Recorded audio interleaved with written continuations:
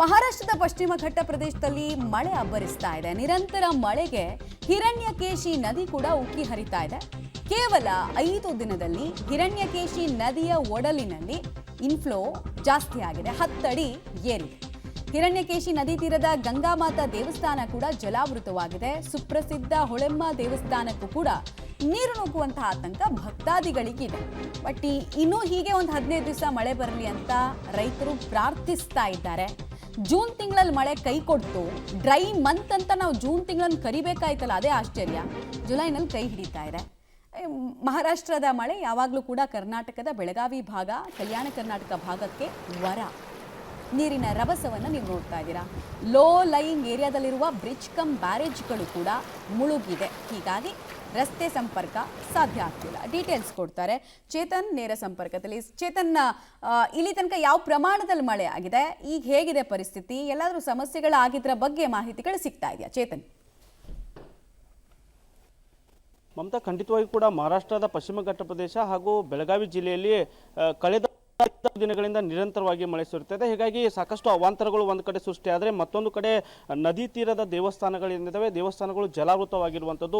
ಪ್ರಮುಖವಾಗಿ ಏನು ಕೊಲ್ಲಾಪುರದ ಸುಪ್ರಸಿದ್ಧ ನರಸಿಂಹ ದತ್ತ ದೇವಸ್ಥಾನ ಇದೆ, ದೇವಸ್ಥಾನವೂ ಕೂಡ ಜಲಾವೃತವಾಗಿರುವಂಥದ್ದು. ಮತ್ತೊಂದು ಕಡೆ ಹಿರಣ್ಯಕೇಶಿ ನದಿ ಉಕ್ಕಿ ಹರಿಯುತ್ತಿರುವ ಪರಿಣಾಮ ಹಿರಣ್ಯಕೇಶಿ ನದಿ ತೀರದ ಗಂಗಾಮಾತಾ ದೇವಸ್ಥಾನ ಇದೆ, ದೇವಸ್ಥಾನ ಸಂಪೂರ್ಣವಾಗಿ ಜಲಾವೃತವಾಗಿರುವಂಥದ್ದು. ದೃಶ್ಯದಲ್ಲಿ ತಾವು ನೋಡ್ಬೋದು.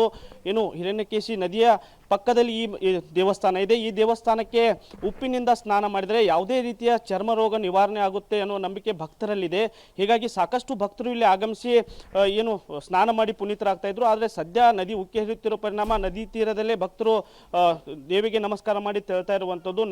ದೇವಸ್ಥಾನ ಇನ್ನು ಚಿಕ್ಕ ದೇವಸ್ಥಾನ ಇದೆ, ದೇವಸ್ಥಾನ ಸಂಪೂರ್ಣವಾಗಿ ಜಲಾವೃತವಾದ ಪರಿಣಾಮ ಪಕ್ಕದಲ್ಲೇ ಇನ್ನೊಂದು ದೇವತೆ ಮೂರ್ತಿಯನ್ನು ಪ್ರತಿಷ್ಠಾಪಿಸಿ ಇಲ್ಲಿ ಪೂಜೆ ಮಾಡ್ತಿರುವಂಥದ್ದು. ಇವತ್ತು ಮಂಗಳವಾರ, ಹೀಗಾಗಿ ಸಾಕಷ್ಟು ಸಂಖ್ಯೆಯಲ್ಲಿ ಭಕ್ತರು ಕೂಡ ಆಗಮಿಸ್ತಾ ಇದ್ದಾರೆ. ಭಕ್ತರು ಆಗಮಿಸಿ ದೇವಿಯ ದರ್ಶನ ಮಾಡ್ತಾ ಇದ್ದಾರೆ. ಇಲ್ಲಿ ಸ್ಥಳೀಯರಿದ್ದಾರೆ. ಯಾಕಂದರೆ ಪ್ರಮುಖವಾಗಿ ಜುಲೈ ತಿಂಗಳ ಆರಂಭದಲ್ಲಿ 2019ರಲ್ಲಿ ಇದೇ ರೀತಿಯಾದಂಥ ಒಂದು ರೀತಿ ಪರಿಸ್ಥಿತಿ ಇತ್ತು. ಆವಾಗ ಪ್ರವಾಹ ಬಂದಿತ್ತು. ದೇವಸ್ಥಾನದ ಏನು ಈ ಭಾಗದಲ್ಲಿ ಕಾಣಿಸ್ತಾ ಇದೆ ಸುಪ್ರಸಿದ್ಧ ಹೊಳೆಮ್ಮ ದೇವಿ ದೇವಸ್ಥಾನ, ಈ ದೇವಸ್ಥಾನದ ಒಳಗೆ ನೀರು ನುಗ್ಗಿತ್ತು. ಈಗ ಅದೇ ರೀತಿಯಾದಂಥ ಪರಿಸ್ಥಿತಿ ಇರುವಂಥದ್ದು. ಇಲ್ಲಿ ಸ್ಥಳೀಯರಿದ್ದಾರೆ, ಪೂಜಾರಿ ದೇವಸ್ಥಾನದ ಅವರನ್ನೇ ಮಾತಾಡ್ಸೋಣ. ಸರ್, ಏನಿದೆ ಪರಿಸ್ಥಿತಿ? ಅವಾಗ ಹೇಗಿತ್ತು?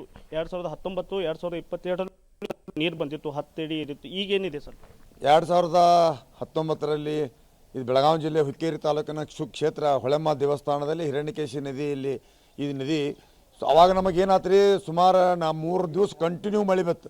ಹಗಲಿ ರಾತ್ರಿ ಕಂಟಿನ್ಯೂ ಮಳೆ 3 ದಿವಸ ಬೀಳುತ್ತೆ. 4 ದಿವಸಕ್ಕಂದ್ರೆ ಎಕ್ದಮ್ ಗುಡಿ ಸುತ್ತ ಹಾಕಿ ನಮಗೆ ಮಹಾಪೂರ್ ಪ್ರವಾಹ ಎಕ್ದಮ್ ಬತ್ತು. ಅವಾಗ ನಾವು ರಾತ್ರಿನ ಇಲ್ಲಿ ಜನ ಜಂಗೂಳಿ ಎಲ್ಲರೂ ಮನೆ ಮಠ ಎಲ್ಲ ಬಿಟ್ಟು ನಾವು ಎಕ್ದಮ್ ಎಲ್ಲರೂ ಬಡಕುಂದ್ರಿ ಊರು ಗ್ರಾಮಕ್ಕೆ ಹೋದೆವು.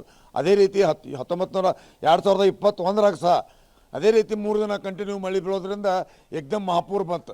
ಆ ಟೈಮ್ದಾಗೂ ನಾವು 2021ರಾಗ ಸಹ ಎಲ್ಲ ಮಡಿ ಎಲ್ಲ ಮಕ್ಕಳ ಮರಿ ಎಲ್ಲ ಕಟ್ಕೊಂಡು ನಾವು ಹೊರಗೆ ಹೋದೆವು. ಈಗೂ ನಮಗೆ ಆತಂಕ ಐತಿ. ಯಾಕಂದ್ರೆ ಈ ನಮನಿ 3 ದಿನ ಕಂಟಿನ್ಯೂ ಮಳೆ ಬೀಳ ಐತಿ, ನೀರು ದಿನಕ್ಕೆ ಹೆಚ್ಚಾಗತೈತಿ. ಯಾಂಬಲ್ಪ ಮತ್ತು 19, 21ರಂಗ ನಮಗೂ ಈ ವರ್ಷ ಏನ್ರಿ ಮಹಾಪೂರ್ ಬರ್ಬೋದಪ್ಪ ಅನ್ನೋ ಆತಂಕದಾಗ ನಾವೆಲ್ಲರೂ ಇದ್ದೇವಂತ ಈ ಸಂದರ್ಭದಾಗ ಹೇಳಕ್ಕೆ ಇಷ್ಟಪಡ್ತಾ ಇದ್ದೀನಿ. ಮಮತಾ, ಇದು ಇಲ್ಲಿ ಸ್ಥಳೀಯರ ಮಾತು. ಏನು 2019, 22ರಲ್ಲಿ ಪ್ರವಾಹ ಬಂದಿತ್ತು, ಅದೇ ರೀತಿಯಾದಂಥ ಆತಂಕ ಈ ಬಾರಿ ನಿರ್ಮಾಣವಾಗಿದೆ ಅನ್ನೋ ಮಾತುಗಳನ್ನ ಸ್ಥಳೀಯರು ಹೇಳ್ತಾ ಇದ್ದಾರೆ. ಮಮತಾ, ಧನ್ಯವಾದ ತಮ್ಮೆಲ್ಲ ಮಾಹಿತಿಗಾಗಿ. ಪ್ರವಾಹ ಅಲ್ಪ ಪ್ರಮಾಣದ ಸಮಸ್ಯೆ, ಬಟ್ ಮಳೆನೇ ಜಗದ ಜೀವ. ಮಳೆ ಬರಲೇಬೇಕು, ನಾಡು ಸುಭಿಕ್ಷವಾಗಿರ್ಬೇಕಂದ್ರೆ